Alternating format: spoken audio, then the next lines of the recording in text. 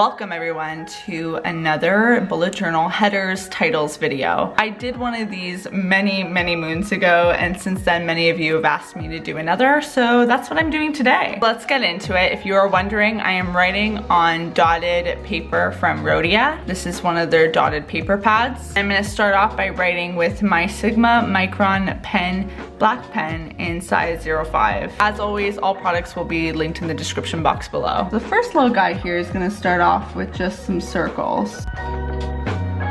When drawing small circles, the dotted paper really helps. For this header, I'm just writing the word mood.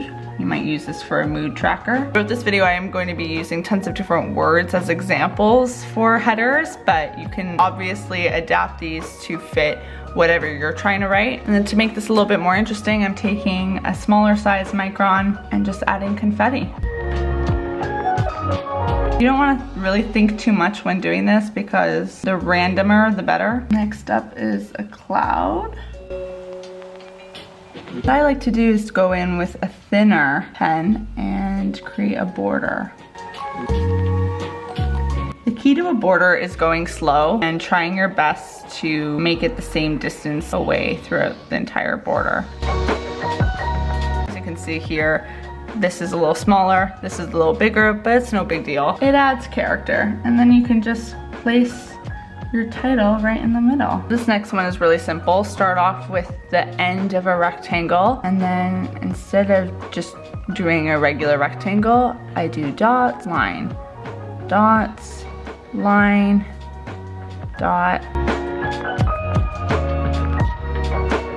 This next one is one that I've been using in a lot of videos recently. You write whatever it is you want to write in cursive, and then again you outline it. This time I'm using the same size pen that I used to write the cursive, and I'm making the border a lot thicker.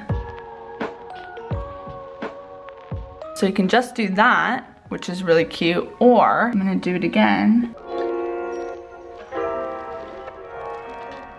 And like the cloud border, I'm gonna add a second border here with a thinner pen. I really do like these Micron. They're the plastic tip nib pen, I think. I'll have it linked down below, but for any really small writing or artwork that you need to do, I love using these. You've got a lot of control. You can leave it blank like that, but I personally like to fill it in with little lines. Again, it's best if you try your best to keep the distance between each little line sort of similar. It's never gonna be perfect when you're just doing it by eye, but again, I think it adds character.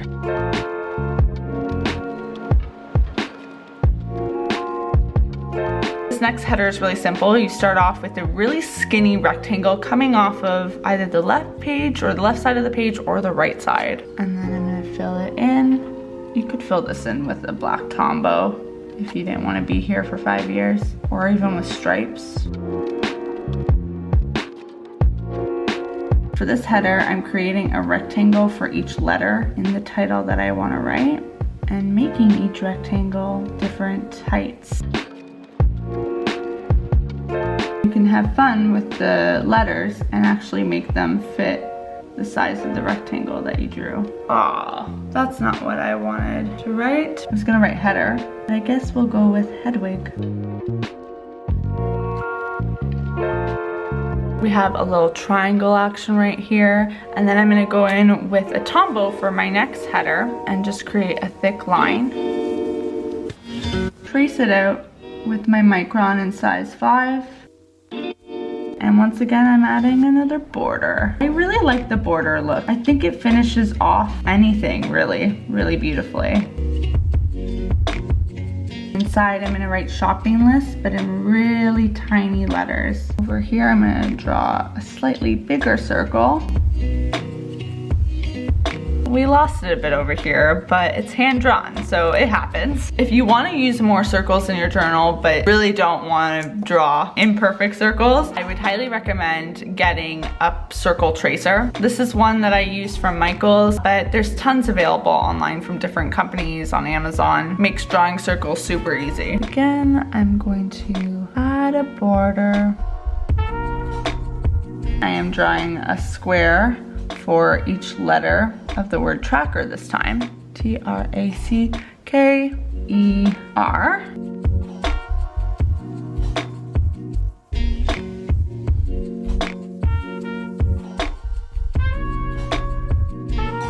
This header right here is kind of inspired by those white message boards that you see all over Pinterest lately. I have one that I photographed in a few Instagram photos as well. If you're using this as a header, I think it is best if you write whatever the title of your header is in a thicker pen. This next one is really simple if you also want a header or a title that's also a divider. Kind of looks like the top of a file. I'm just writing to do in here, but if you were writing something longer, you could just make this little tab a bit larger. Something I also really love doing is writing a title in cursive and then just adding a line to either side of it. It looks like you never picked up your pen, but you actually did.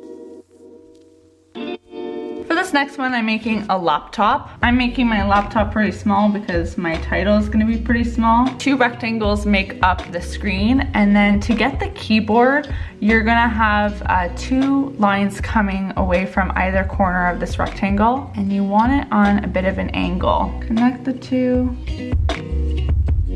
Add a keyboard and write whatever you want on the screen. I love this one because it kind of combines header and doodle together, so it's cute yet still functional. This next one's really simple. Just start off with a rectangle, and something that I would recommend doing to make your rectangles look a little bit more interesting is to curve your corners rather than making them sharp. And then I'm gonna add a line at the bottom and some mini vertical lines to connect the 2. Again, I'm gonna bring out a Tombow and draw another line in a really tiny font. And again, add a line, but bam. I created 2 boxes to make a Polaroid, and for this example, I'm going to use this to title a page that would be my travel log. So below here, I'll write travel log. And you wanna make it look like your regular writing, so I feel like being a little bit more messy with it adds to the Polaroidness of the Polaroid. Inside, I'm actually gonna do a bit of a doodle that matches with travel log. For headers, I also often like to combine print and cursive. Basic font on top, and then I go in with some handwriting. For this header, I am creating a shelf using 2 rectangles. 1/2 of the title is on the top shelf, 1/2 on the bottom shelf. At the bottom one here, I'm gonna add some books, add a little plant. Below that, I'm just doing a simple cube. Again, this can be smaller or bigger, depending on what you need to use it for. Once again, I'm starting off with a rectangle. This time I'm just gonna have different size lines coming out of each side of it.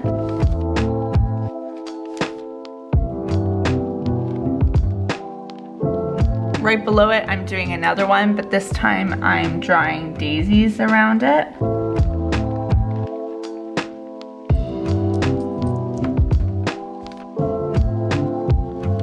Love these 2 because it takes a simple rectangle and makes them a little bit more interesting to look at. The final 2 are a little bit on the simpler side, but something I still find to be super cute. Again, I'm bringing out the border. I feel like this video should just be called Borders with Caitlin. I think this one's really great if you want to have some sort of subheading. So if you were using this in a weekly spread, maybe you'd put the month up top and the day of the week at the bottom. If you want something a little bit simpler, this last one is just for you. You have the subheading at the top. I'm writing it in cursive, and something at the bottom. And there you have it. That's 25 different headers, titles, whatever you want to call them, that you can use in your bullet journal. They're all super simple to do. All of them are pretty much in black. And I hope it gave you some ideas on how you can just add a little bit of fun to your bullet journal spreads. If you liked today's video, be sure to give it a big thumbs up. Let me know in the comment section below what bullet journal tutorial video you'd like to see next. And I will see you all very soon with a new video. Until then, bye everyone.